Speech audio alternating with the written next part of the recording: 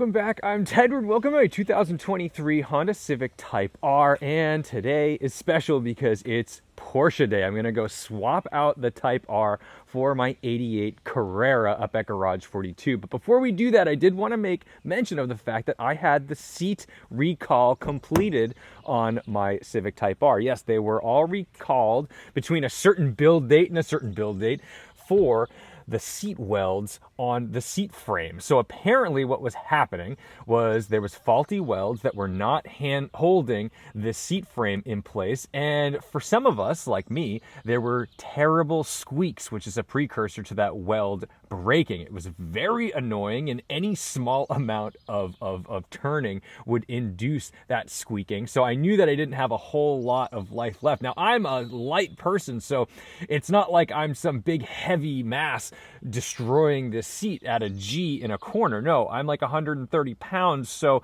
for me to be damaging this seat definitely tells me that that seat weld was mighty weak. So now it's all fixed. I went up to McGovern Honda in Everett. They were great, and now the seat feels rock solid, no squeaks, and I feel safer because the real concern isn't the squeak. It's the fact that in an accident, if that seat weld breaks, the seat could rotate or move in such a way that is unsafe. You want to make sure that your seat is part of your safety system, and if the seat is not properly secured to the car, well, you're out of luck. But the car is looking squeaky clean right now. Obviously, Craft Detailing went and did a ceramic coat, paint correction, and full PPF from the front doors forward. So all of this is nicely protected. Everything back is prone to potential rock chips, unfortunately, because you know what? It's really expensive to do a full car in PPF. And when you're talking about like a $45,000 car, I kind of just want to protect the nose. I can afford to have touch-up done to the rest of the car, but to spend it's something like $7,000 to do the whole car. That makes sense if this was some MSO color or PTS color McLaren or Porsche, but at the end of the day, it's a Civic. And I don't mean that in a pejorative way. I'm just saying to put $7,000 into paint protection on a Civic sounds a little insane. So let's jump in and head up to Garage 42 where we can go pick up my 911. Oh, and yes, you know what? I'm wearing shorts today. I get yelled at sometimes when I'm wearing shorts. I run 20 miles a week. So you know what? Sometimes I gotta show these puppies off.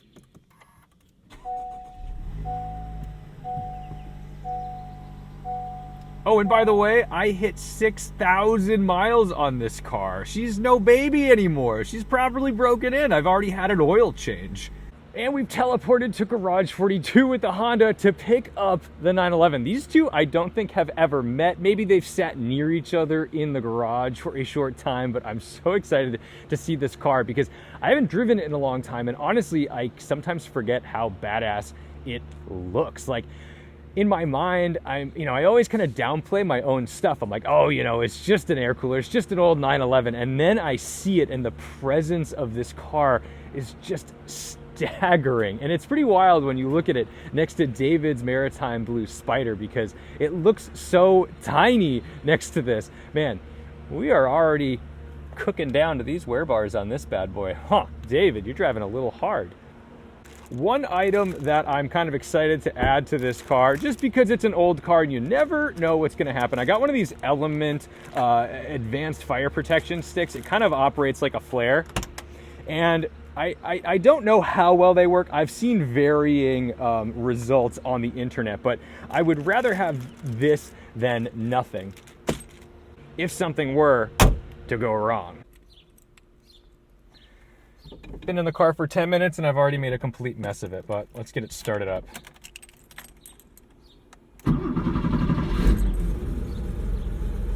I missed that. Lovely.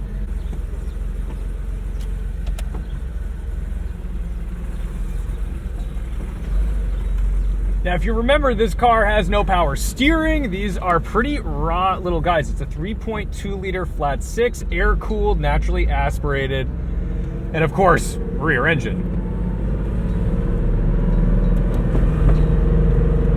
And one of the things, Edwin warmed it up a bit for me already, but you always want to make sure that they are pretty warm before you really start going for it.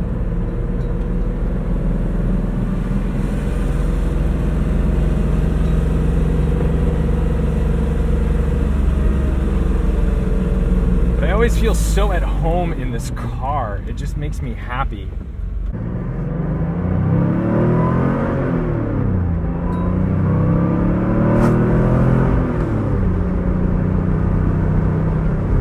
We're finally doing it.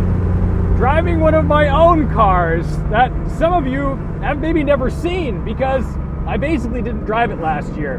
I had a couple things that I was concerned about and finally got them looked at. No concerns to be had. But, you know, for a car like this, if something goes catastrophically wrong, it could be very expensive. I'm still getting on my feet. Doing well as a YouTuber. I'm very happy about that. But, like, you got to remember, I lived the last, 10 to 15 years with a healthy 401k contribution from a corporate job. So sometimes I'm just here to mitigate some risk. But now, man, this job is going great. I am just ready to drive my stuff. So I'm thrilled to have the 911 back out. I'm going to get the M5 back out. Just going to get that Takata airbag taken care of. But it feels good to be in this car again. And it feels, I feel proud to own it. You know, sometimes I put this car next to some heavy hitters, right? Like you put it next to a 964 RS, what it's basically trying to be. You know, this is an RS tribute.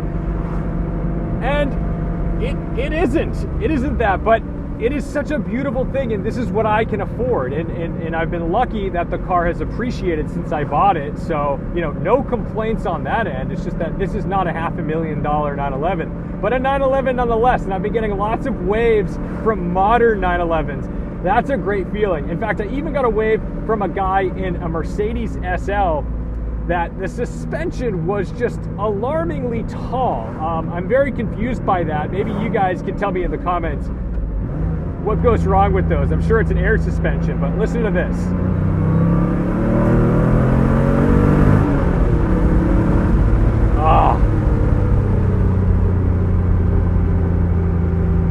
If I were to change some things on this car, definitely shorter gearing. And I hate to say this, it does not have a limited slip differential. So I would change that diff, but not everybody loves this Wevo shifter. It's so good to me. I love this shifter. It can be intimidating to look at. A lot of people come in and think that there's a sequential in it. It's not, still a normal H pattern. And it's got just enough feel. It's a good ka-thunk into each gear. I do enjoy it.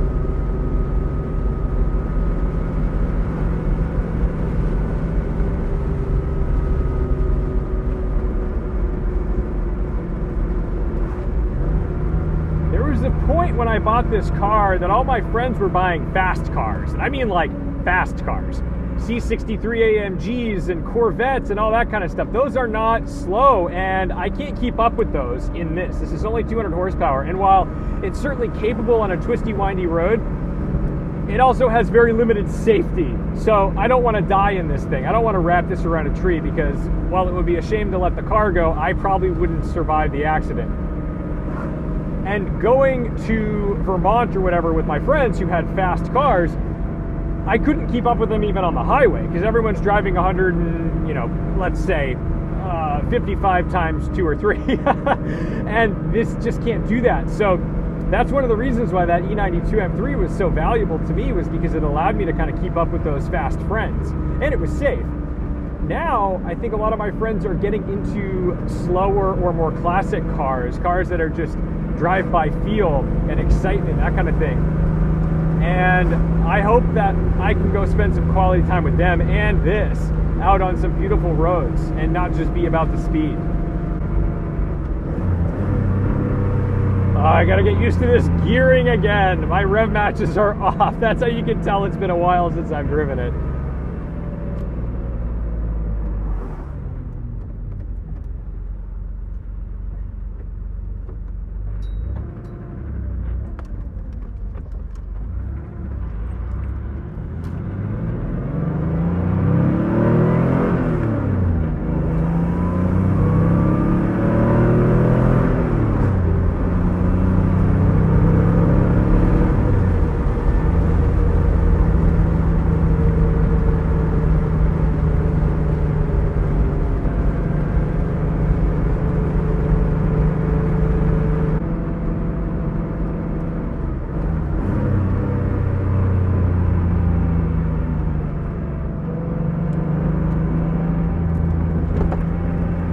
My worst nightmare. A RAV4 with a lift sticker on the back of it on the road that I wanted to enjoy. That's all right. Everything happens for a reason. I don't actually believe that, but oh my goodness, maybe that's the reason.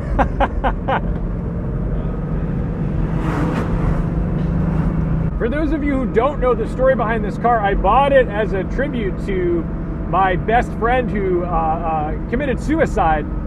And I bought it literally within a week of his death. So it was a very impulsive decision. He loved old air-cooled 911s. I think the first stick shift he ever drove was a 930. And I thought, you know what? I'm going to go get a car that will remind me of him. And that's what this is. And I've owned it for, I think, over 8 years now since his passing. And I'm glad that I wasn't dumb enough to crash it when I bought it, because I was certainly not in a good headspace when I bought it. But I'm also glad that I kept it because, you know, values are up. It would be very easy to sell this car and turn a little profit. But in my brain, there are cars that are flippable and there are cars that are just yours and you keep in the collection. And I think this and that E39 M5, they just really speak to me. They're cars that I love. They're cars that make me feel like I could never get that again unless I started making, like, you know, beaucoup bucks. And although I'm working toward that, I'm not one of those pre-millionaires. You know, I'm not going to sit there and say, oh, well, when I'm rich, like I might never be rich enough to go buy a 964 Carrera RS. So I'm going to make do with the best that I can do, which is this. Oh boy, it's awfully hazy out here. The air quality is not ideal.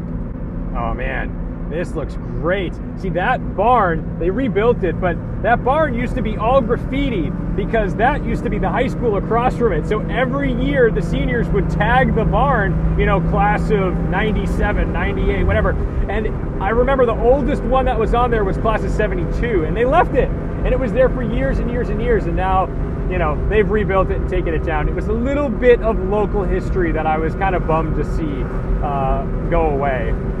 And just like that, the 911's back in the driveway and ready for some weekend action. Hopefully I'll take it to a car show on Sunday to show it off. And you know, one of the things that used to bother me about this car was that it wasn't perfect. It was like everyone was so obsessed about their paint and all these little details. And I'm like, you know, now all the slight imperfections on this car make the car more usable, more drivable, more approachable, because what ends up happening is everyone goes and buys these outrageous things and then they're afraid to use them because, oh, God forbid, there's a swirl in the paint or a tiny ding on a door. You know, this car is in great shape, but it isn't perfect, and not being perfect is exactly what makes it a driver. So I'm hoping we can play with this year, and I need to make sure that in this driveway, I don't accidentally leave any snacks, because we had a bear here, a black bear, probably fairly friendly, but what I don't want him to do is smell trail mix in my 911 and start pawing around in it, because they can do a lot of damage. So